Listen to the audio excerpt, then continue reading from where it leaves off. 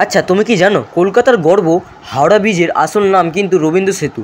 1943 সালে ব্রিটিশরা তৈরি করেছিল এই ব্রিজ। আর অবাক করার বিষয় হলো এখানে একটাও নাট বল্টু ব্যবহার হয়নি। পুরো ব্রিজ বানানো হয়েছে শুধু লোহার রিফেট দিয়ে।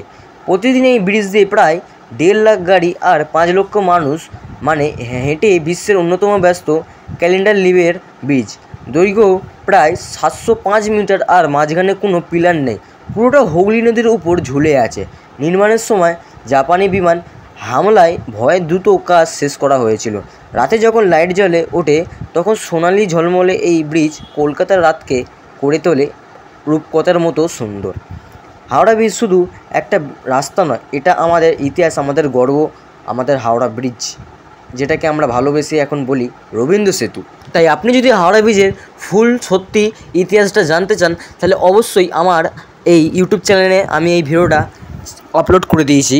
তো আমি নিচে লিঙ্ক দিচ্ছি, তো ডাইরেক্ট ভিডিওতে চলে যাবে। কি না হলে আমার ইউটিউব চ্যানেলে দেওয়া আছে, তোমরা প্রোফাইল ক্লিক করো মানে প্রথমেই আমার ভিডিও আছে, বা তোমরা সরাসরি আমি নিচে দিয়ে রাখছি, পুরো ভিডিওটা ডাইরেক্ট যাবে।